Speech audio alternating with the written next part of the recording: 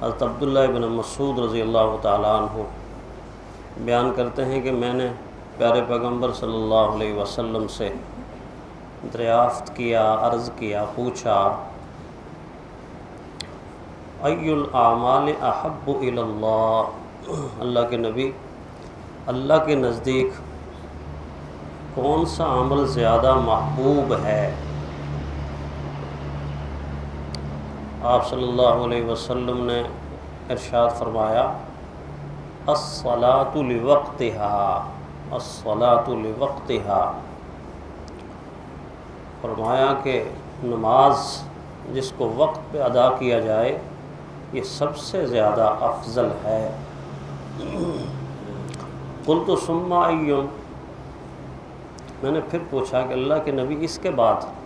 کون سا عمل سب سے زیادہ افضل ہے؟ تو رحمت کائنات صلی اللہ علیہ وسلم نے فرمایا بر الوالدین، والدین کے ساتھ حسن سلوک کرنا، احسان کرنا،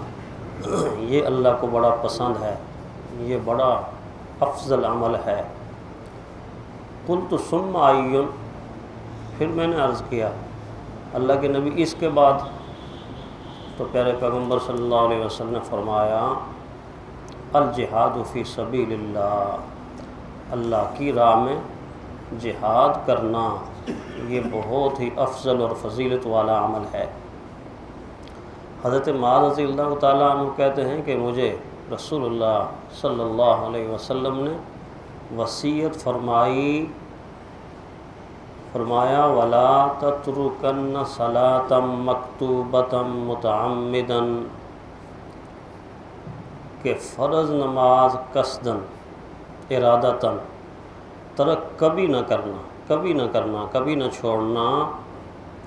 کیونکہ جس نے قصداً نماز ترک کر دی، چھوڑ دی، تو وہ اللہ کی حفاظت سے نکل گیا، پھر اللہ کی حفاظت، اللہ کی رحمت یا اللہ کی رحمت کی معیت اس کو نصیب نہیں ہوگی۔ دیکھیے کتنا بڑا نقصان جس سے حضور صلی اللہ علیہ وسلم آگاہ فرما رہے ہیں، یہ دنیا کا نقصان۔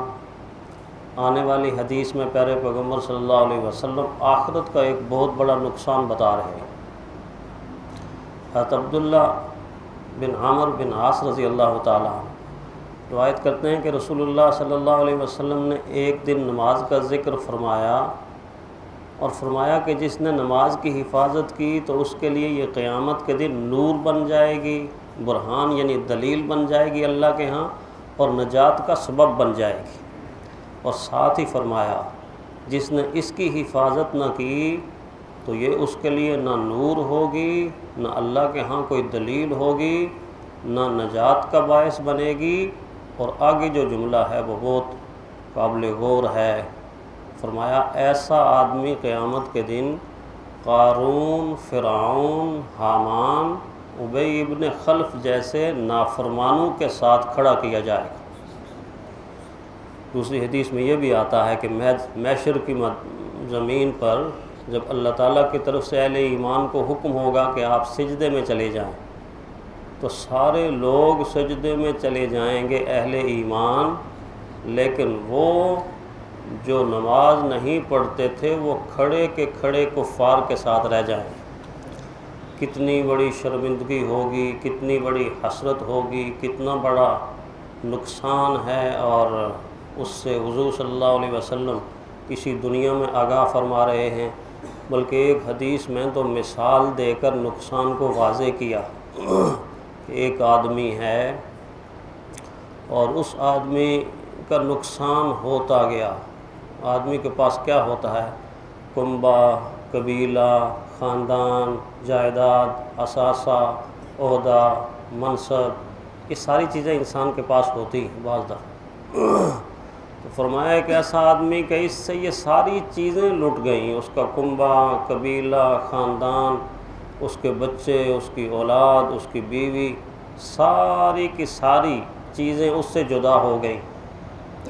اور ایک ایسا وقت آیا کہ یہ آدمی اس دھرتی کے اوپر تنہا کھڑا ہے، اکیلا کھڑا ہے، نہ مال ہے، نہ دولت ہے، نہ جائیداد ہے، نہ کوئی اثاثہ ہے، نہ کوئی سہارا دینے والا، نہ کوئی پوچھنے والا، صحابہ سے پوچھا اس آدمی کے بارے میں آپ کا کیا خیال ہے؟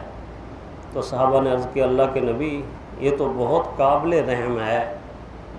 یہ قابل ترس ہے کہ کوئی بھی اس کا نہیں ہے، کوئی بھی اس کا نہیں ہے اور کوئی چیز بھی اس کی نہیں ہے، سب کچھ چھن گیا ہے۔